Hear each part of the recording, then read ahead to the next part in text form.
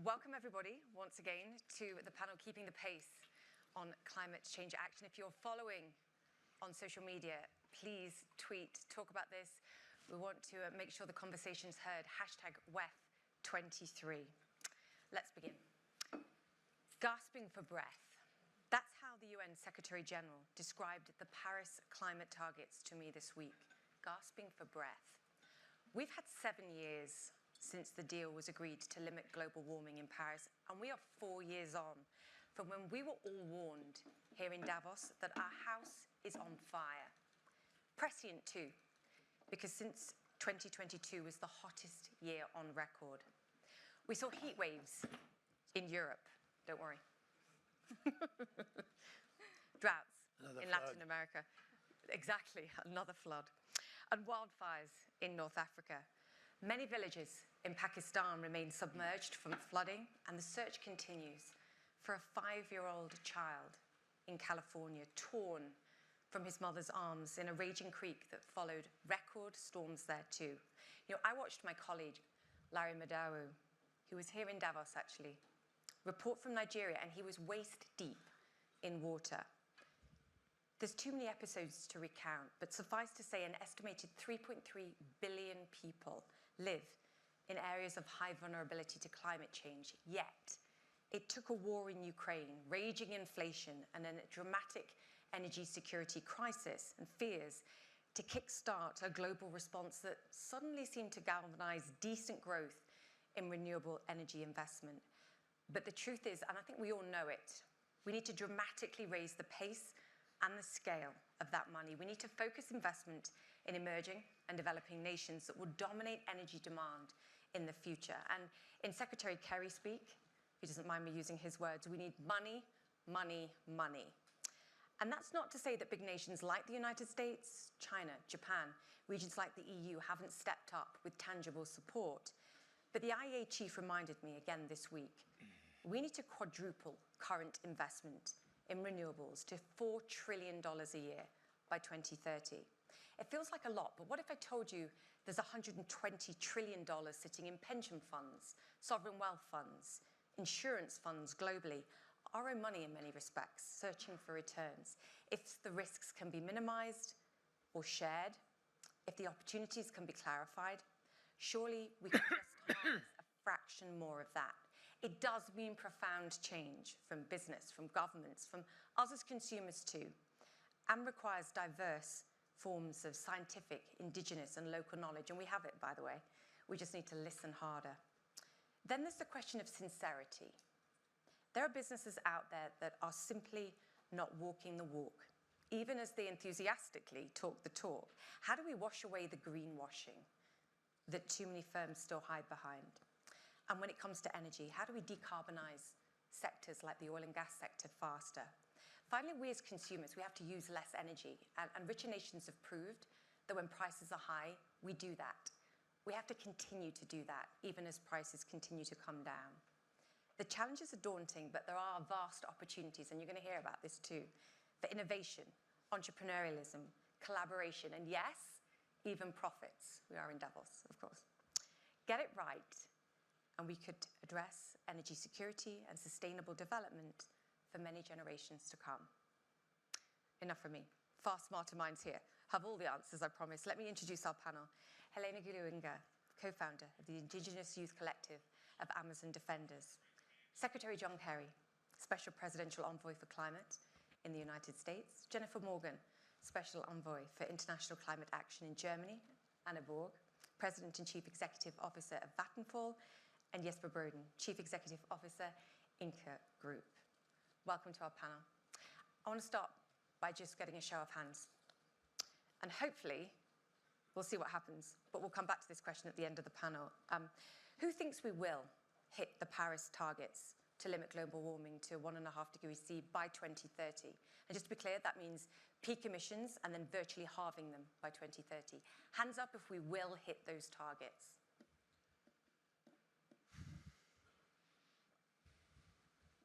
Okay. Depends. I sort of make that 6.5 people. Okay, remember that number. Comments on that, Secretary Kerry? 6.5 people in the room, you understand the concern. I think you share it. Well, I think the question strips away the possibilities. We can hit 1.5. We're not on track to do it now. And it's not clear, absolutely clear, that we will get on track.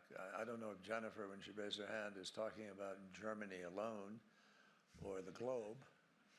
I have more confidence in Germany probably being able to do it, yes. But globally, we're heading towards 2.5, somewhere in the high 2s right now.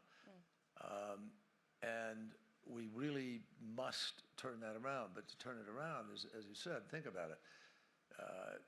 You have $1 trillion approximately being spent right now in venture capital and new investment, et cetera. But we have to get it up to 4.5 every year for the next 30 years. We have to, right now, be deploying the largest solar field in the world every day for the next years in order to hit the 1.5. We have to be deploying renewables 6 times faster than we are today.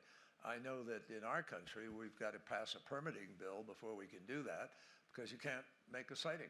And it can't take 10 years to distribute this stuff. So yes, we can do this.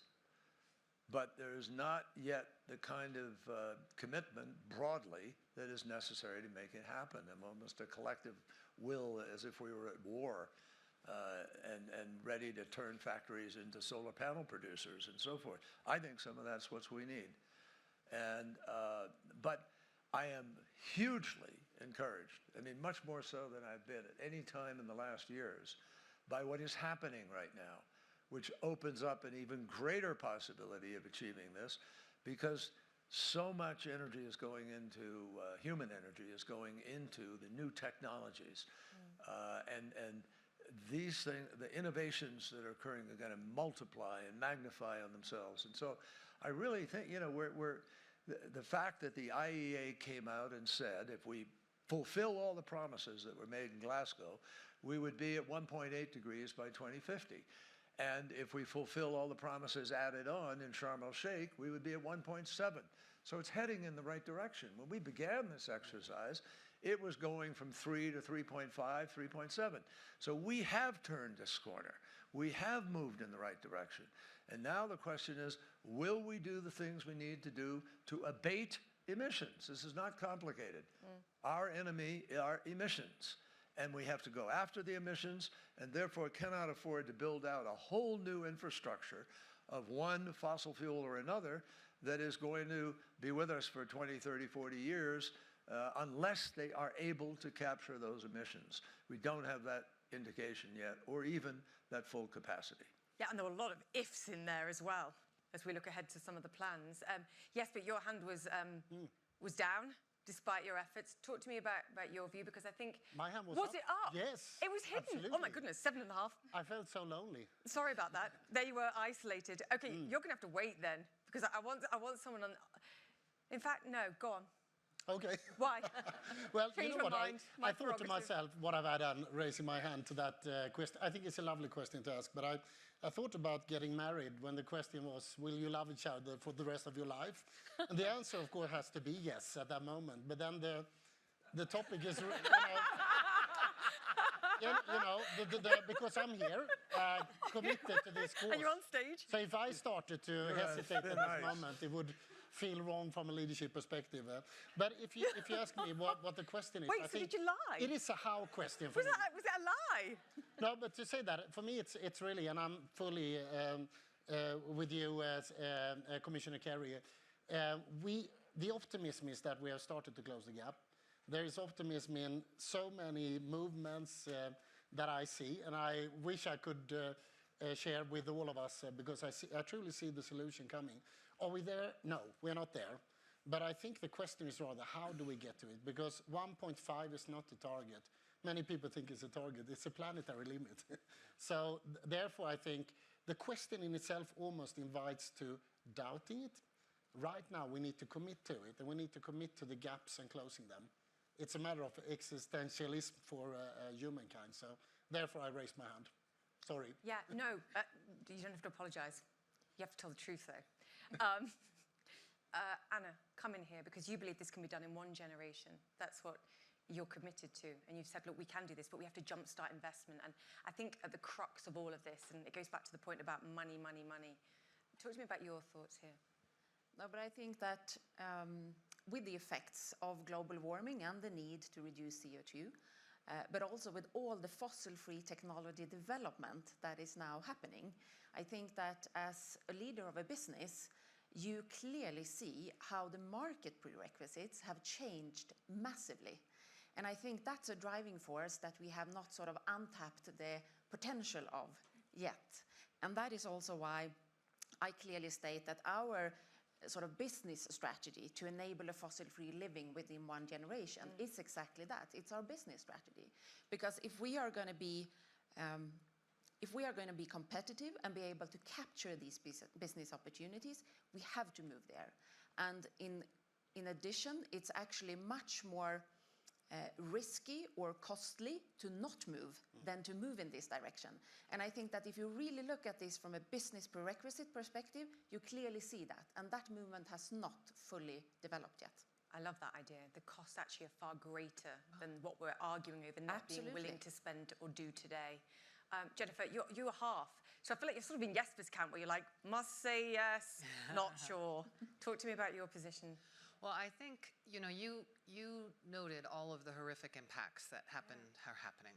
That's not going to go away, right? And so the pressure on companies, on governments, also from youth. We have a very active youth movement in Germany and around the world who are incredibly important.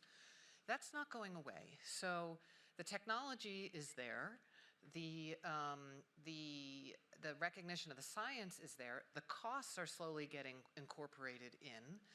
And I just think, you know, even if you want to wish that it's, you know, those that don't want to go in that direction, I don't think there's going to be much choice, because I think the instability that will continue to be created by these impacts, real instability for people, deaths for people and ecosystems, are going to keep that pressure up. And I think, and that's needed to have that pressure up.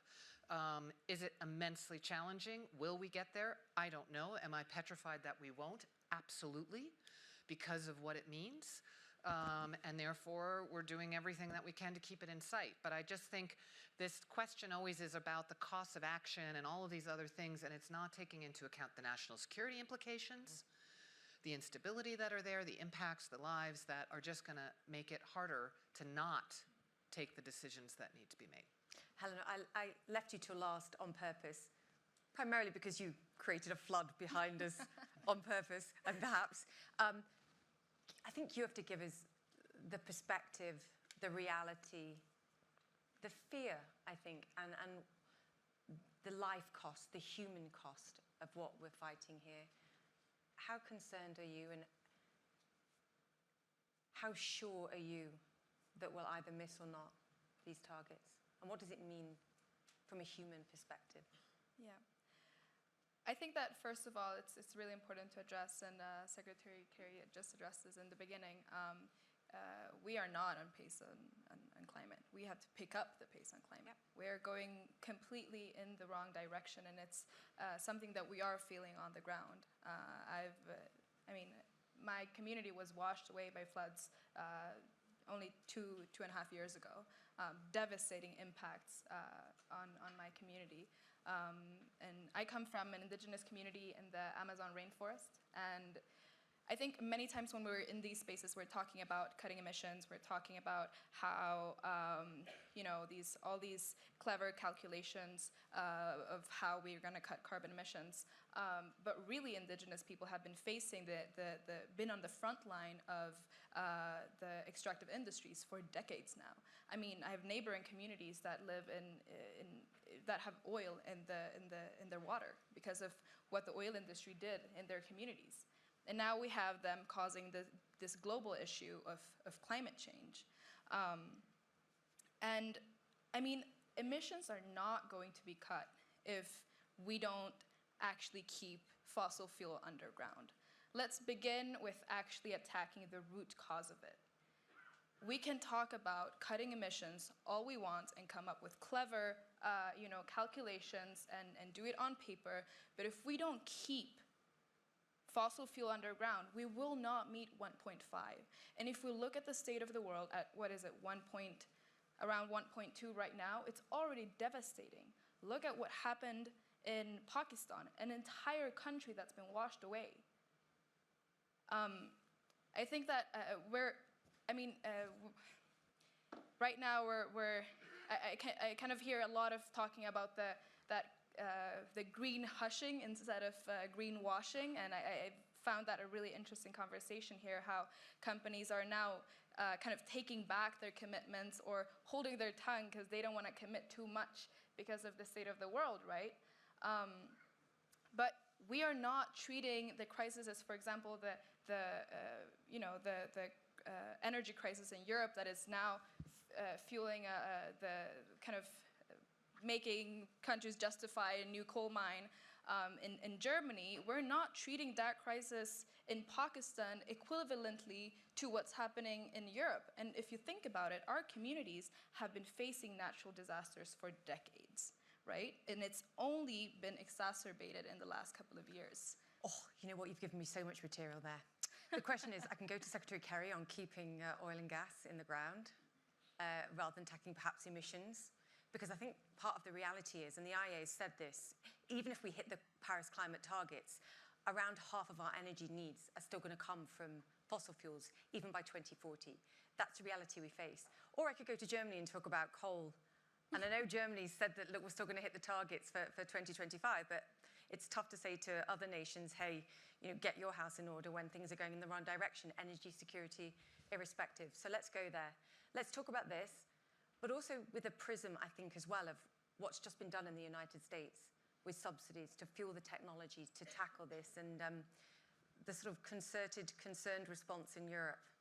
Secretary Kerry? Which one?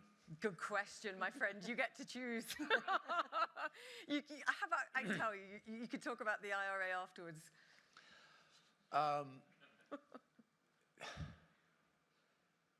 Fatih Birol of the IEA makes it very clear that if we wanted to, we can achieve the 45% minimum reduction the scientists have told us we must achieve by 2030. We could achieve it just by deploying renewables, right?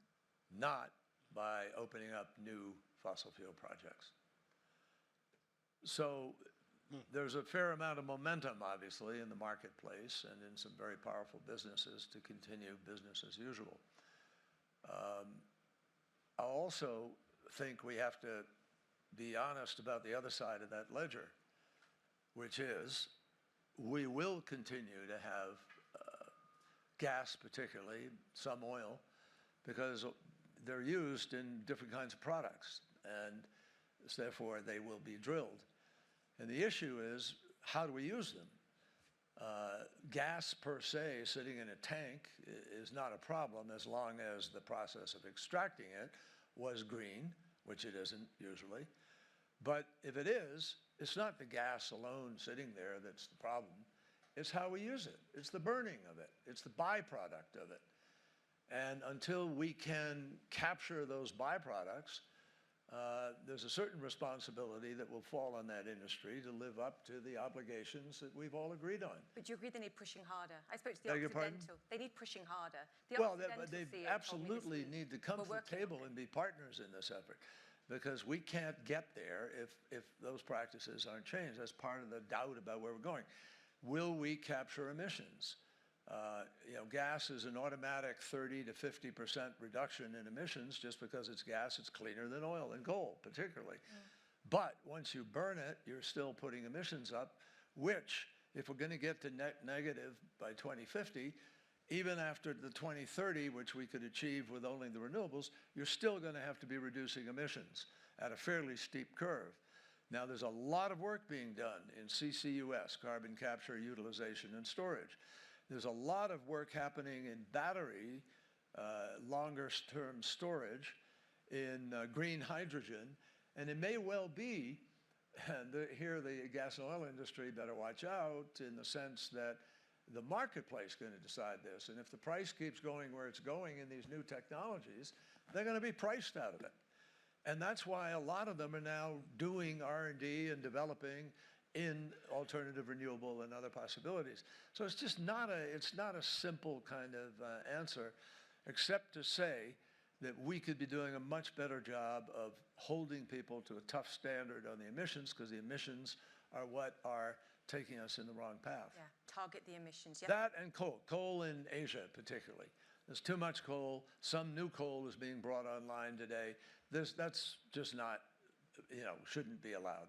It is allowed. It's going to happen in a number of countries because that's all they have. It's the only way they keep their economies going. So we have to have an accelerated effort to guarantee we're abating and moving. We cut the deal with Indonesia last year, the JET-P. We will be closing down some coal. We will be deploying additional renewables, but there's still too much coal. And to meet the curve we got to go on of decline in emissions, we've got to be reducing coal at a faster rate. When do you cut the deal with China? We're working on it. Okay. Right now. Just checking. Yes, but you were giving me the look. Do you want to make a comment here? No, I just think, first of all, I think it's really not a race against technology. I would even argue not against finding capital. It's against the clock.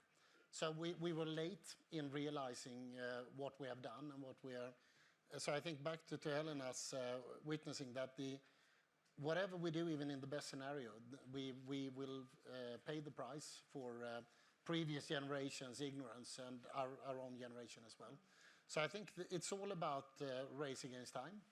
I see with optimism from our own value chain in IKEA, where we have invested billions, more than 3 billion into renewable, wind, solar. And a few years ago, it was debated if that was smart. Today, I don't think anybody's debating that. And I wish we would have been even faster in deploying our plans. So there is a lot of, I think, reaffirming of that we are on the right track. We have the medicine, and we can free ourselves from carbon. But as much as I would love to come back to the discussion on how do we address the issue of bringing up more carbon from the ground, how do we deal with that, and how do we at the same time double up on investments for renewable, because we know what the recipe is. And then, of course, to Helena's point also, we need to spend much more time in realizing the cost and the actions connecting to, basically dealing with the consequences and adapting. Yeah, I have to say, though, listening to that, I don't worry about the ignorance in our generation and generations past. When these guys are in charge, I don't worry about that. We've just got to protect the planet and improve the situation till they get there. Anna? And yes, Jennifer, Anna, you No, but I very much agree with Jesper that both the technology, the knowledge, and the capital is actually there. The question is, what do we do with it, and how can we work in several dimensions at the same time? And collectively. Yes, and maybe just to give a few examples on how we do that from a business perspective. I mean, first of all, we of course transform our own business and our own asset portfolio, phasing out the fossil part of our business, and making sure that we increase the investments into fossil-free technologies. And we're mainly doing that by being one of the main offshore developers of wind in Europe, but we're also looking into investments of nuclear. And I think we need all fossil-free technologies to sort of manage this. But then I think it's important to look at it from a business sustainability point of view, because as a business, you need to be sustainable financially, you need to be profitable in order to do good business, but you also need to be sustainable from a climate perspective.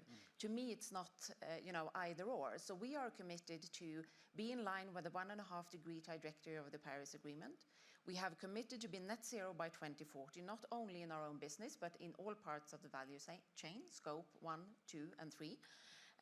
And I think that also, of course, includes biodiversity and other aspects of sustainability. And I think the third thing that I would like to spend just 1 minute on is that we are looking into how to develop new business models together with industries that are emitting a lot of CO2 today. Because I think that if you look at the business models end to end, and maybe not the way they look today, you can actually accomplish a lot. We do, for example, fossil-free steel together with SSAB and LKAB. It's already there, it's working, it's on the market, but it needs scaling up. We do a pilot project on sustainable aviation fuel together with Shell, Scandinavian Airlines, and Lanzatec. where we use captured carbon and green hydrogen in order to produce electro fuels. And we do similar things in cement and plastic. And I think then you can sort of unleash entire value chains rather than only looking at your other business, but do profitable business growth at the same time. It's such a great point. It can't be the core business. This cannot overtake the core business because you have to be a viable business first, and this has to be adopted and almost automatic. It has to be integrated with the core Yeah, business. it does. It has to be synonymous, but it can't, like I say, it can't be the core business. Otherwise, and that's what I hear from the business community all the time. It's like, how do we balance the two and make them synonymous in that respect? I was going to ask you a question. Do they come to you very briefly, or are you going to them? Are they coming to you and saying, look, help us, we need to fix this? You mean these industry? The clients that you're talking about? It differs in different areas. So when it comes to the steel, it was the steel company who had an idea, and they sort of searched sparring partners in order how to make that work in reality. And when it came to the sustainable aviation fuel, it was more on our initiative. So it differs. Funny That's that, what though. happens when you meet in forums like this and can have good conversations. Yeah, people get ideas, and those things grow. Jennifer, you wanted to come in. So we have the coal situation, we have the coal question. Lots of different things. I'm happy to talk about that. I also was kind of responding to this, you know, we can rest easy because we have people, young people who are now active, and for me, it's our generation that has to take the action. Yeah, not rest easy, but you know, give them a few years, no, couple of decades. No, but we don't have. We don't have few years. No, but we have to give them a planet to hand over to. You know, to hand over to them. Sorry, I wasn't suggesting that we could rest on our laurels. No, Far from it. Yeah. Just to clarify.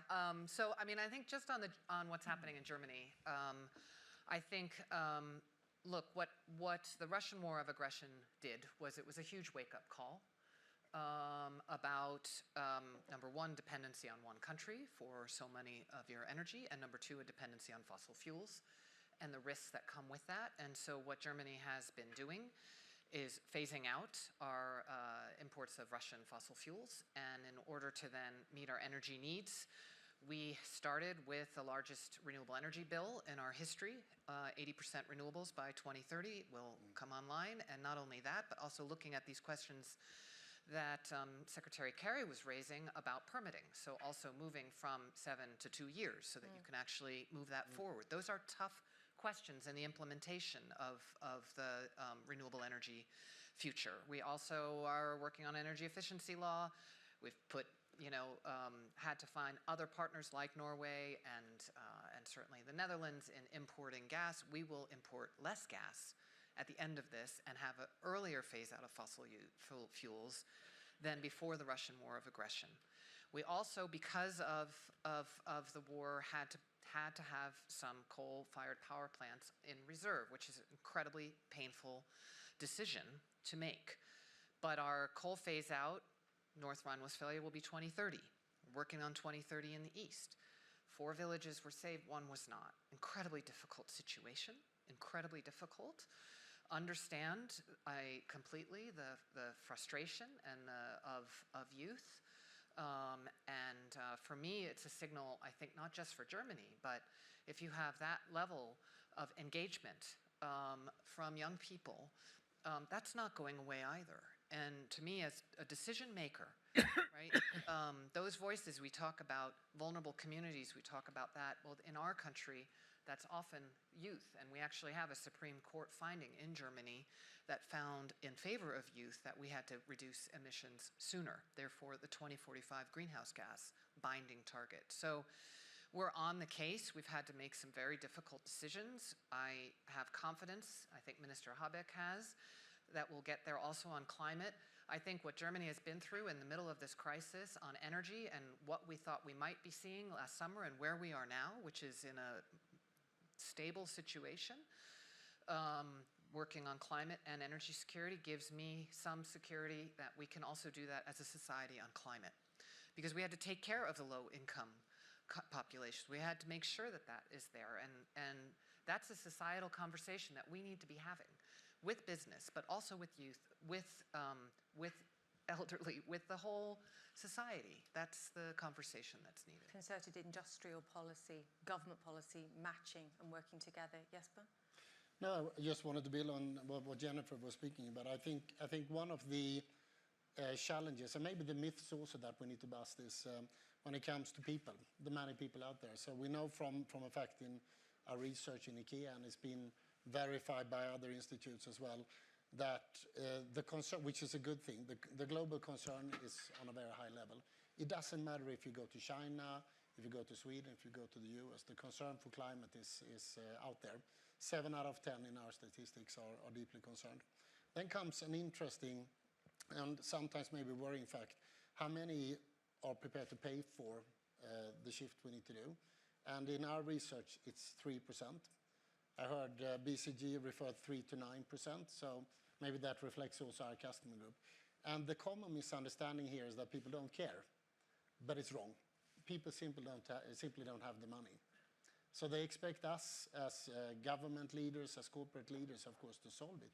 If you're a single mother living in 55 square meters, trying to figure out life, maybe you work double shifts, etc.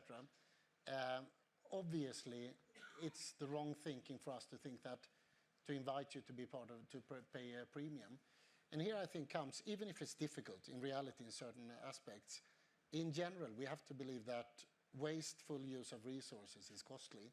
Smart use of resources, whether it's energy, whether it's material, it must be smart from a cost perspective. So I think what I'm trying to really work with is, in order to get there in time, which was your first question, we need to tie it to the new economy. We need to transform our economy.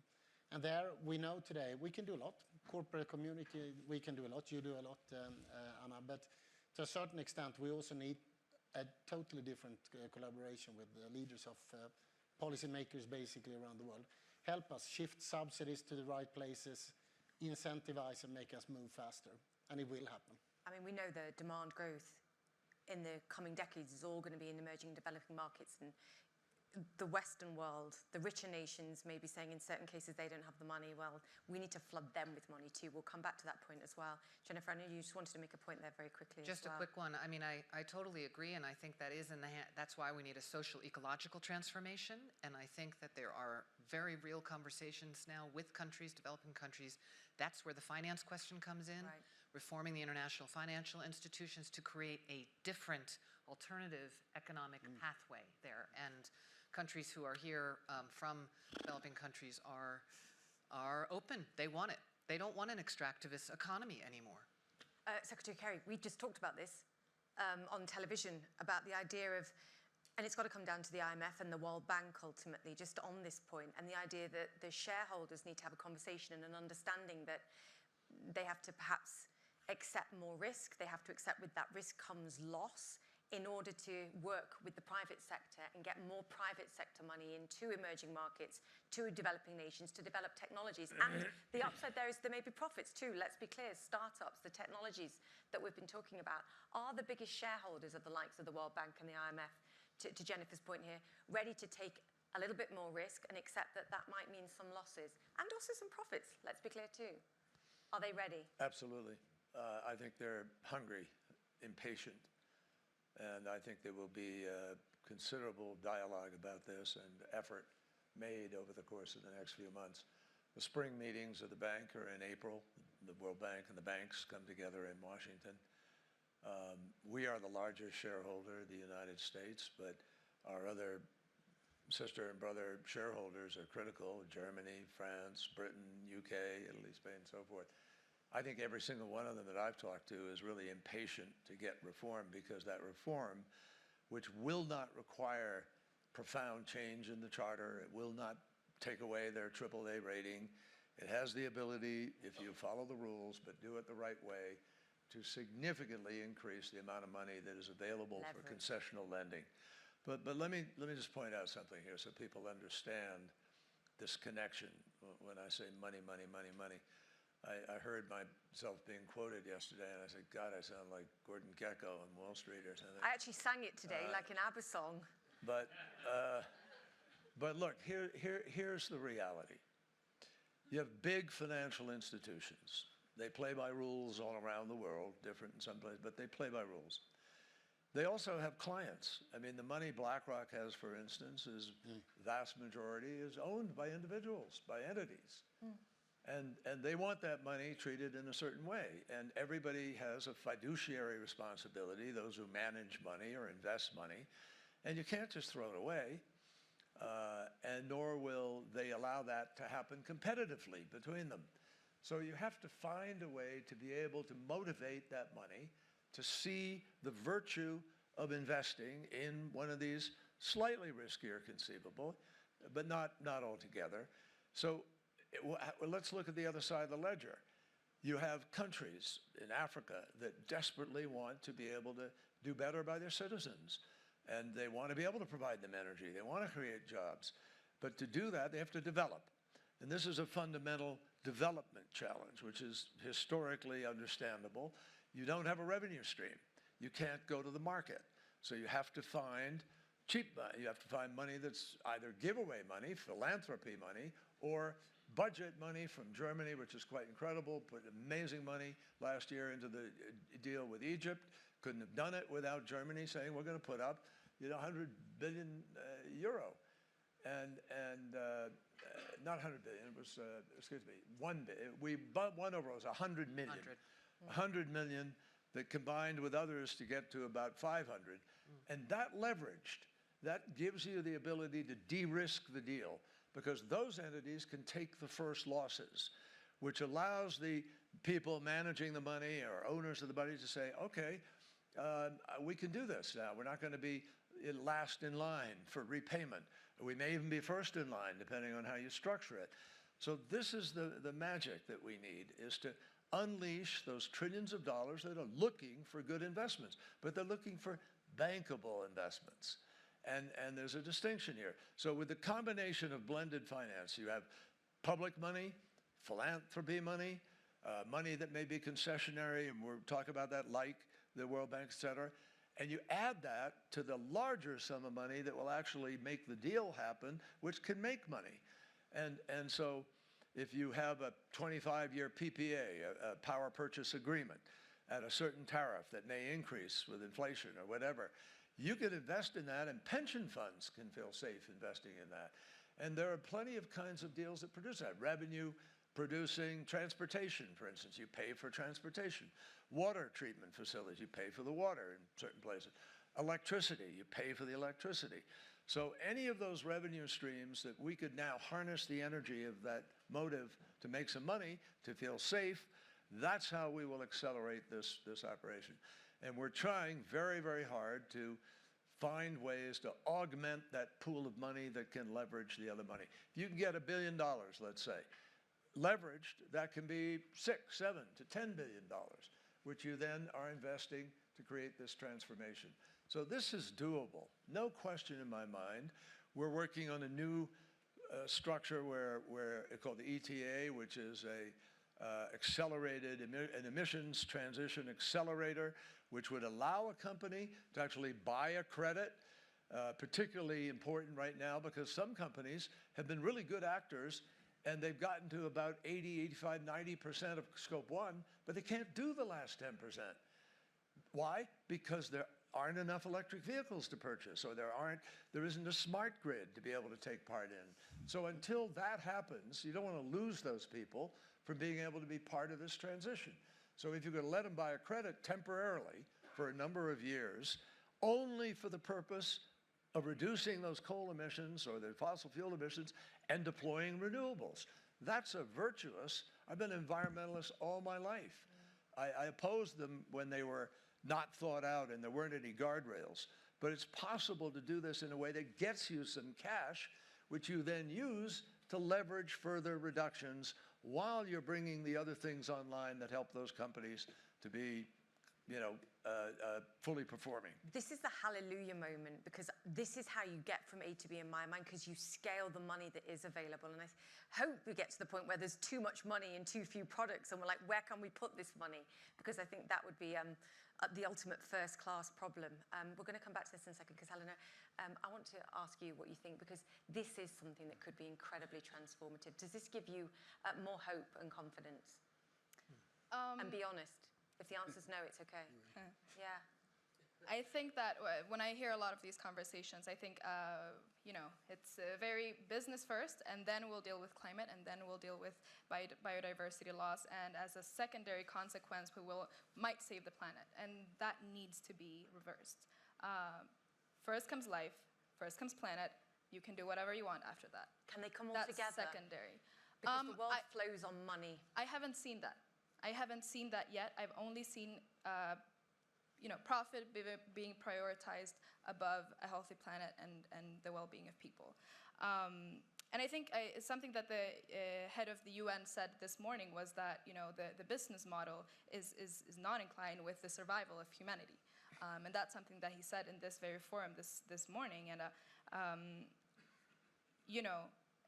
putting business first is exactly what has led us to the point that where we're at right now.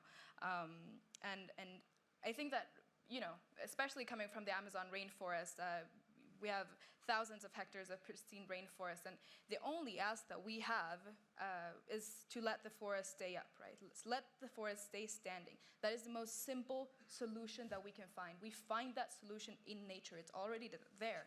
And the technology, it's great, but it's not a priority. It's not what's going to solve the climate crisis. It's not what's going to solve all these issues that we're facing on the ground. And I think that in this very building, we have people that are enabling those crimes against humanity and against planet.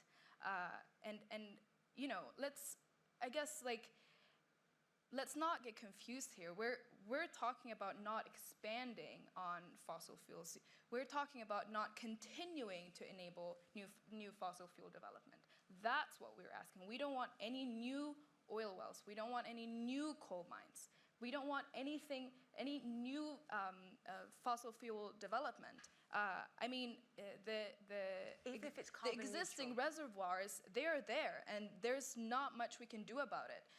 But for myself and for the next generation, we don't want to have, we cannot allow to see decisions being made that is furthering the development of the fossil fuel industry. And this is going to lead to huge consequences on the ground, and we're already seeing that.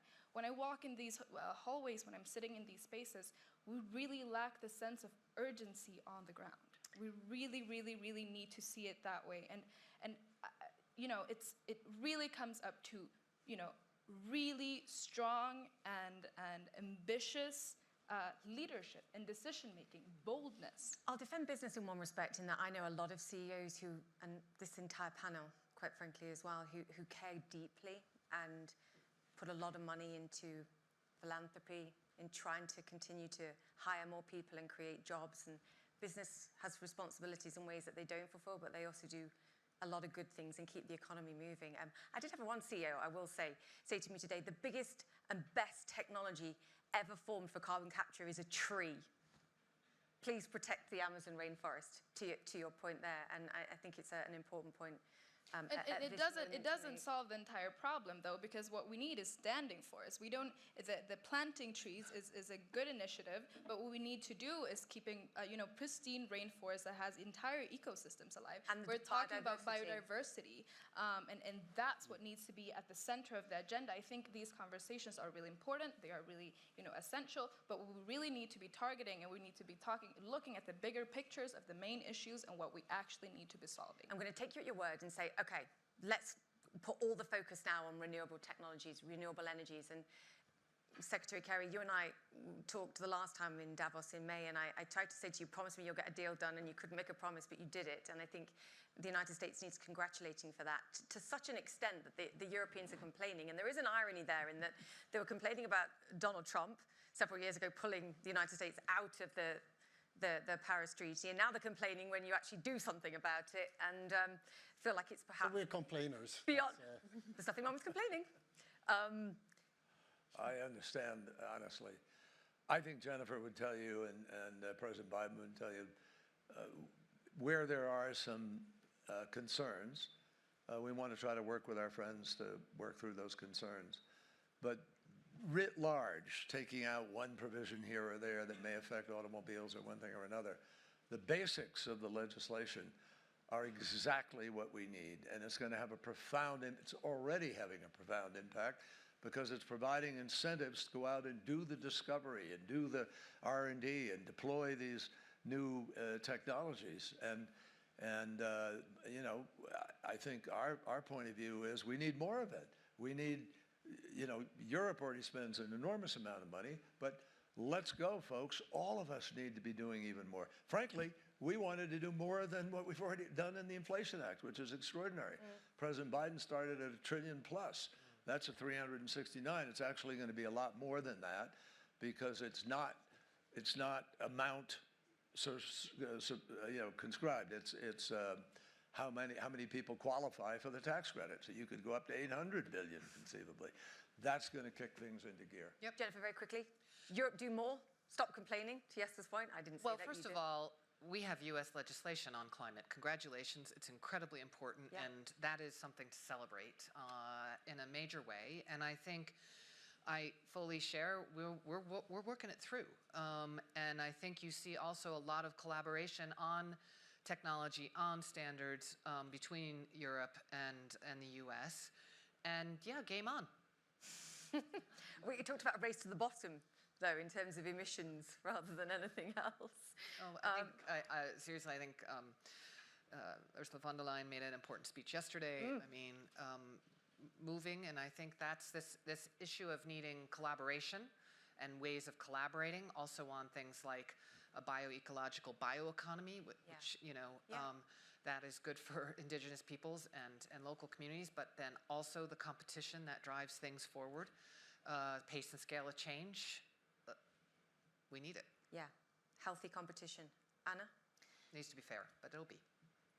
Yeah, I would like to emphasize three things, because I think that a lot of the solutions are there and a lot of things are in the motion. And I think that we're sometimes forgetting that. So the question is, how can we get the pace up? Yes. Because the pace is definitely not where it needs to be. And I think in order to do that, we need to be both short-term and long-term at the same time. And I would like to take the European energy crisis as an example here. Because, of course, we are in a situation where we need to make sure that people can afford to heat their homes or run their store or their bakery or their business. But we also need to be long-term in terms of the transformation that we need to do. Because the root cause of the problem is a fundamental gap between demand and supply. And there is a demand for a lot of fossil-free technologies. And the First Movers Coalition that Secretary Kerry is one of the initiators of is one very clear example of that. But what we need is now a lot more supply of fossil-free energy production in order to be able to be competitive going forward. And I think there's a lot of good ideas in the European Union, but also on national level. But I don't think that the implementation is fast enough.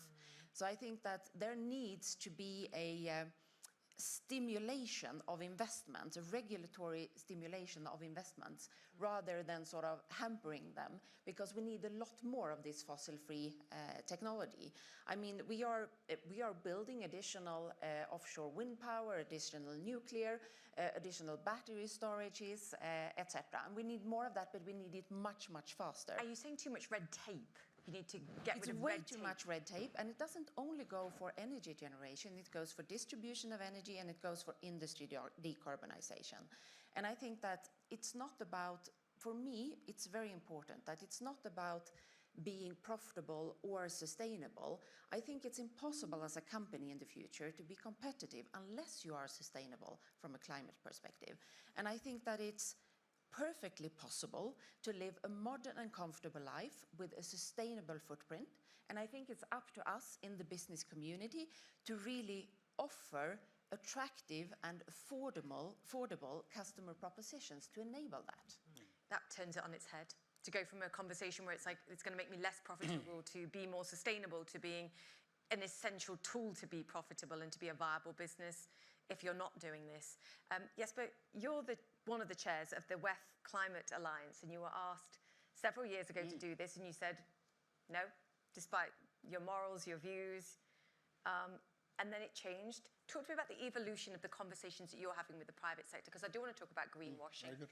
Greenwashing, tree hugging, actually. We'll come back to that as well. So I told you that in private. Yeah, no, sorry. okay. Was that, no, that off the record? maybe I will comment on it. I have to say one thing. I think just to say, what you share, Helena, is what's right. So until we close the gap to 1.5 degrees, you're right. And you're right also after, because of course we are learning as we go along that it's not enough only to address energy, it's about materials, it's about nature, it's about people. So in a way you can say, as we are progressing, of course, there are new insights, new hinders, new surprises along the way, and I'm sure that's going to continue. But the story in my case was I was curious to learn from the WEF Climate Alliance, and I decided not to be part of it because there was no commitment and there was no agenda. And this is a couple of years ago. And then the question was, if we would change that, would that be interesting? And then, of course, it's hard to say no. And it's an incredibly source of inspiration to me to see a group of CEOs that are today 127 CEOs. If you bundle the carbon footprint of that group of leaders, would it be a country would be the third biggest in the world? So then you say, of course, that's an issue. But here it is. This is a group of voluntary leaders who have decided to be climate leaders, who are either committed to Paris on the way, not only to make a commitment, but actually to do the plans. And today we had discussions around how, nothing else, only on how do we break through, what are the barriers we need to move, how do we meet up with policymakers, what type of investments do we need to make. So that gives me a lot of hope that we haven't yet seen the momentum of all the things that are actually being planned. And I would say the general sentiment is the biggest risk today is not to jump on the train of the transformation, which is, of course, risky for any venture. The biggest risk is to be left on the platform, because you will not only lose out of the economic benefits, you will lose out from a taxation point of view, I'm sure, but you're going to lose out from a brand, from a recruitment of people, and in the end of the day, looking yourself in the mirror also. So I think if anyone is still on the platform, it's time to get on the train. And doing so, you don't have all the answers. So if Helena would ask me questions, there would come to a point I say, I don't know. I don't have the answers, but I'm willing to take the challenge and the responsibility to make sure we close the gap and get to 1.5. A leap of faith, because there has to be a lot of that. And that's always the case in business life. You take risks. That's what businesses and business leaders do. Yeah.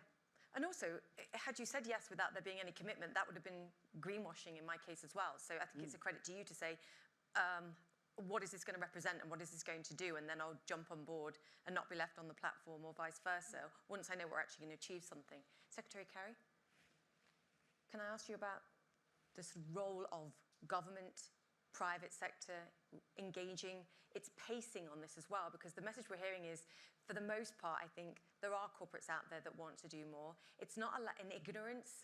It's in some ways, I think, a lack of information, a fear factor of the red tape, the amount of paperwork, the amount of numbers, hiring that we have to do in a slowdown, an economic slowdown kind of environment. How do we get above that concern for the private sector that this is going to represent a huge burden that, quite frankly, I don't have time for? Because there is still this gap. And there is a gap, Julia. You're absolutely correct. And bureaucracy is the enemy of all of us. Right. We don't have time to do business as usual. So we've got to break through, and good governance has got to step up and provide the framework within which you're certainly protecting the interests of your citizens at large, but you're also facilitating the ability of business to deploy its capital and to make things happen here. As I said earlier, you cannot take 10 years with endless litigation to decide whether or not you're going to deploy a wind farm in a place where it obviously makes sense and where other people are deploying in some ways. So, but government, there's a partnership here. I think we've, for the most part, in parts of the world, governance has improved in the last 15, 20, 25 years. There are places where it hasn't. And they are being left behind. I mean, that is the problem for them. One of the reasons that certain parts of the world have not been developed is you have a combination of political risk and currency risk and governance risk, regulatory risk, all of which combine to say to somebody who wants to deploy their capital, I'm just not going to do it there. It's too risky. And I know there's a sensitivity in many quarters of an impatience about, that kind of reality. But it is a reality. I mean, Winston Churchill said democracy is the worst form of government except for everything else. And that's kind of the world we look at today. So it's not perfect. It's never really going to be perfect, but you've got to work out the best you can. I think it's remarkable what we're doing today. I think we're moving at a much faster speed, but we need government. I mean, for instance, what the U.S. did with the Inflation Reduction Act was basically create a framework which invited people to use their capital in certain ways. Didn't tell them they had to, didn't pick winners, didn't pick losers, but created a production tax credit, an investment tax credit, and people can go out and do their thing and compete in the marketplace. But you've got to facilitate that. On the other hand, I've come to believe after the years I've been in public service, and when I left being Secretary of State, I was convinced no government is going to solve this problem. Let's understand that. No government has enough money to plug those trillions and do what we have to do. So like it or not, we must find a way to create the incentives that bring the private sector to the table. This is a partnership that must be played out in order to win. And I believe the private sector is ultimately going to do this. I've met a bunch of young entrepreneurs who are doing amazing things in startups. They're taking risk. Their investors are taking risk. And they're producing new batteries that may have a longer life that allows you to balance your entire grid. I've seen folks who are chasing green hydrogen, people who are putting together, I mean, look at the people who've been working on fusion for years. You talk about taking risk.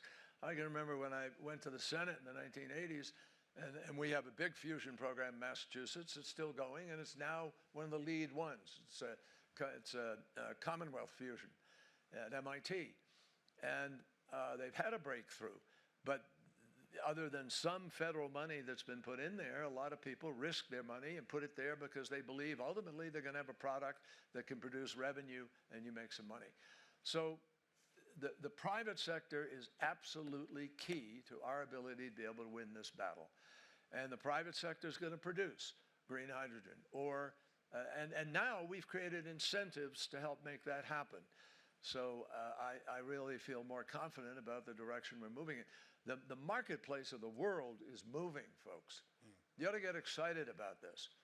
This is going to be the biggest transformation economically since the industrial revolution. Absolutely. 4.5, 5 billion users of energy in the world today. That's going to go up to 9 to 10 billion in the next 30 years. People are going to demand electricity, power, service, heat, comfort. And so this is a marketplace. And it has the ability to be able to move very, very rapidly, I think, if we will create the right framework and unleash private sector ingenuity and innovation and capacity to get this done. And also, this doesn't happen without China being on board, by the way, but you've told me you're working on a deal with them, so I'm going to take your word. China is essential. We don't get there without China reducing emissions and being part of this, but I believe you're going to work on it. I think something is in transition and that might happen. You've made a promise now, so I'm going to hold you accountable. We have 2 minutes left. Jennifer, I knew you wanted to say something. Can you do it in like 15 seconds? I can, because yes, we need the frameworks, and so we need the policy frameworks, and so I am impatient, because I think companies, if they're frustrated with process, they need to engage in fixing it, right? And so the policymakers that are there who will testify on the floor of the Senate, who will be in the parliaments, who will get the policies passed to create those frameworks, that is essential to get that working together, because then you can move the money into the space, but not every company is there making the right thing happen. Okay, I want a show of hands. Who believes that we will hit the Paris targets, or at least, can I couch this, is a little bit more optimistic when we came into the room at the beginning? Show of hands. Even if you're lying to me, I love it. Congratulations, guys. Give us another hour and we will have... Give us another 10.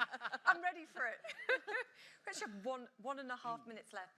Go on. And I it's think, to you. Tell us why we should care, because Secretary Kerry did make a very important point earlier in WEF, and that was that talking about this to the outside world, you're a tree hugger, you're a crazy liberal. There's still this perception that somehow too many people in the world aren't on board with the need to tackle this. And I think you're the most passionate of everybody here about doing this. Give us the reason, give the non-believers the reason for why we have to protect our planet. Yeah, and I think as... And you've got 1 minute. Wow. And then I spill some water. As the probably only person on this panel born in the 21st century. It's great to have the last word. Good guess. This generation deserves it. I think, I mean, right, we're talking about solutions, right? And I was talking about, you know, how the only thing we want is a living forest, a standing forest. And indigenous people have been the people that have been protecting these forests.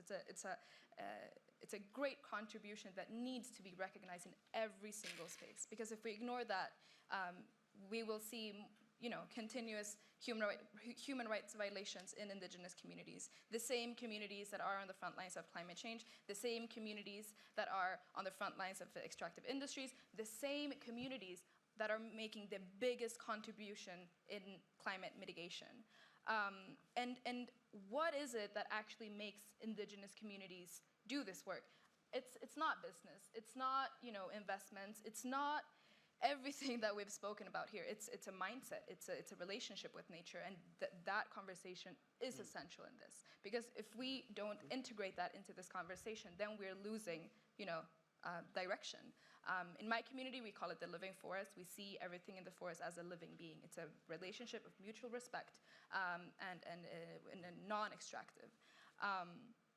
And this is why we have been why we have dedicated our lives to the protection of the Amazon rainforest. And that's why when we're talking about climate, we need to make sure that indigenous people are at the center of decision making. We need to make sure that we're there from the beginning to the end, not through consultation processes, not through, you know, some vague participation. It needs to be at the center of solution, and we don't see that today. We don't see that direction to where we should be going today.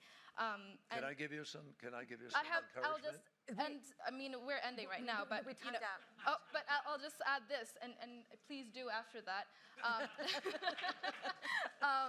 And I think that, I mean, the urgency of the youth, we put it together in a letter, Greta, Vanessa, and Louisa and I, urging oil CEOs to phase out of fossil fuel, you know, immediately.